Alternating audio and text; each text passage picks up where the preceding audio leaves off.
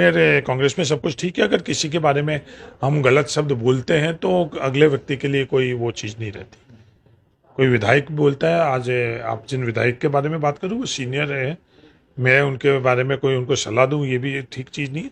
पर शब्दों का इस्तेमाल, क्या जिलाध्यक्ष बनाया किसने? जिलाध्यक्ष हम सब लोगों की सर्वसम्मति से बने।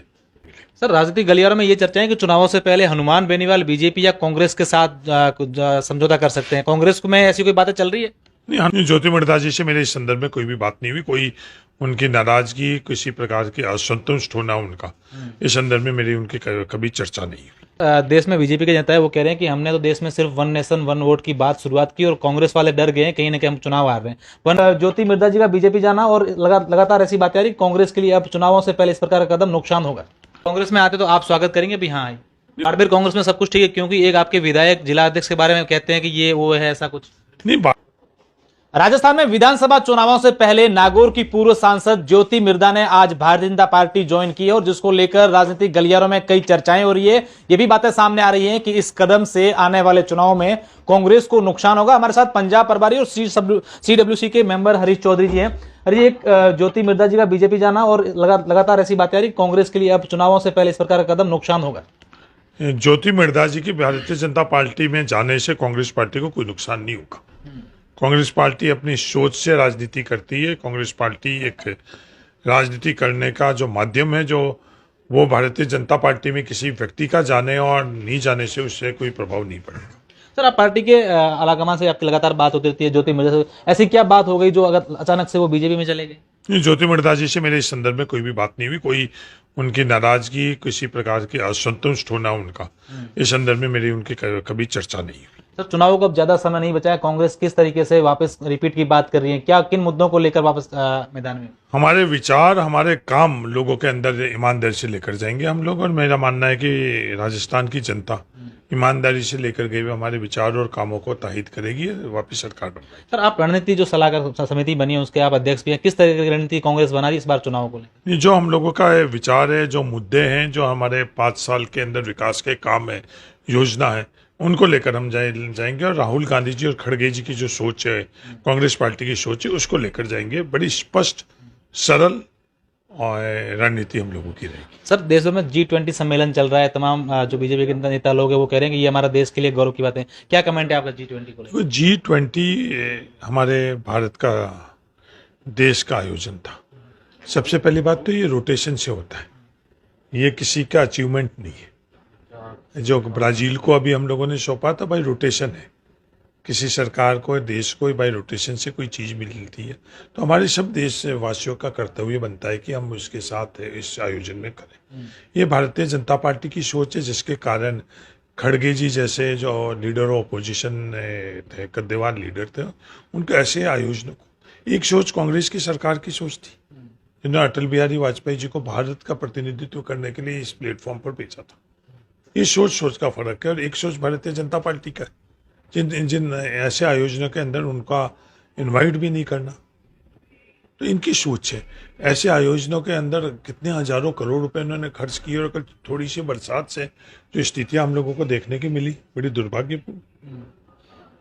जो आंकड़े छुपाए जा रहे हैं, जो चीज़ें हो रही है देश के अंदर, आज जो जीडीपी के संदर्भ में आंकड़े जो बताए जा रहे हैं, और वो आंकड़े आज दुनिया के जो अर्थशास्त्री है वो आंकड़े की सच्चाई बताते हैं, तो हमारे देश के नागरिक के तौर पर हमारे को दुख होता है कि ये जिस तरह से इस देश को आगे लेकर जा रहे हैं वो सही।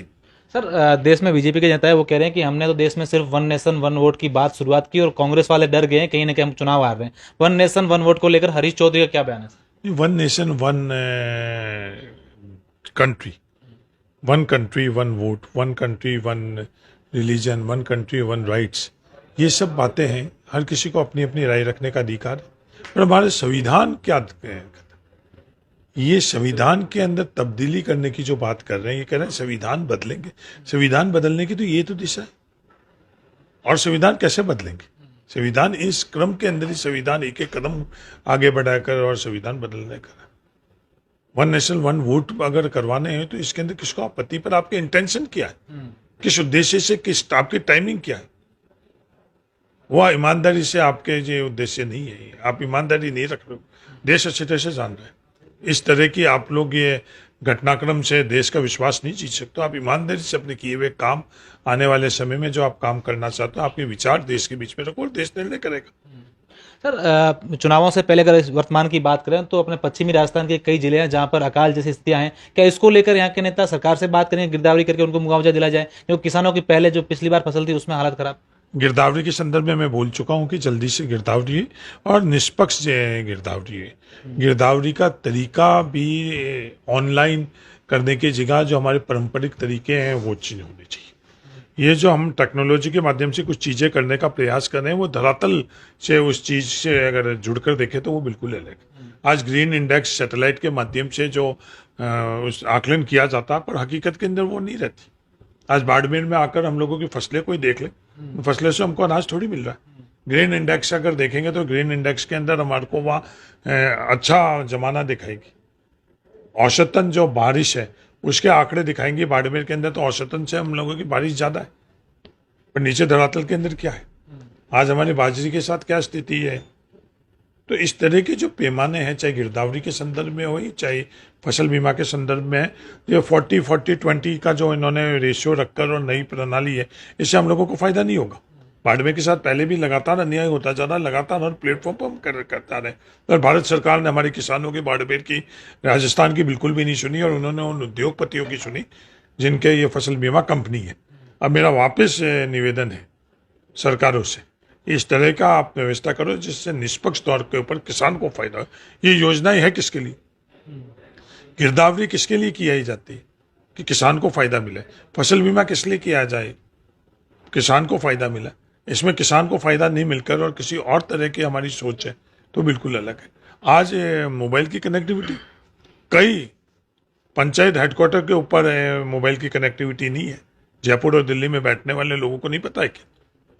अगर पता नहीं है तो मैं बताना चाहता हूँ, आज कई ढाणियों के अंदर मोबाइल की कनेक्टिविटी नहीं है। रेंज की क्या स्थिति है, आज हमारे पास नीचे इतने पटवारी है कि वो खेत पर जाकर और ये वहां बैठकर फीड कर सके, नहीं है। तो इन सब को धरातल में जो स्थितियां हैं उनको देखकर एक निष्पक्ष तौर पर गिरदावरी हुए, निष्पक्ष तौर के ऊपर जो हमारे साथ प्रकृति से साथ नहीं मिलने के कारण हमारी फसलें खराब हुई, उसमें न्याय मिले। सर, राजनीतिक गलियारों में ये चर्चा है कि चुनावों से पहले हनुमान बेनीवाल बीजेपी या कांग्रेस के साथ समझौता कर सकते हैं, कांग्रेस में ऐसी कोई बातें चल रही है? नहीं, हनुमान बेनीवाल जी के संदर्भ में मैं कुछ बोलना नहीं चाहता हूँ कि वो सिद्धांत की, विचारों की, मुद्दों की राजनीति नहीं करते। उनके राजनीति करने का तरीका अलग है और उस तरीके से मैं सहमत नहीं हूँ। इसलिए उनके संदर्भ में वो कब किसके साथ हो जाते हैं, कब किसी के साथ छोड़ देते हैं, वो उनका अधिकार है, ये जनता को तय करना है।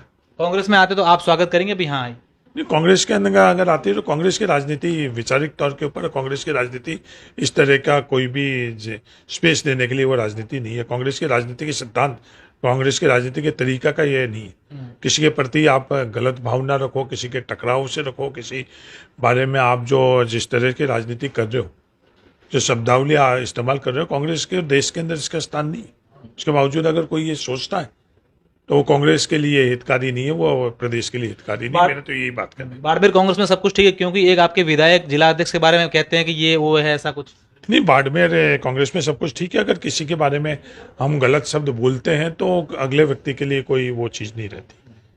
कोई विधायक बोलता है, आज आप जिन विधायक के बारे में बात करूँ वो सीनियर है, मैं उनके बारे में कोई उनको सलाह दूँ ये भी ठीक चीज़ नहीं है। पर शब्दों का इस्तेमाल, क्या जिला अध्यक्ष बनाया किसने?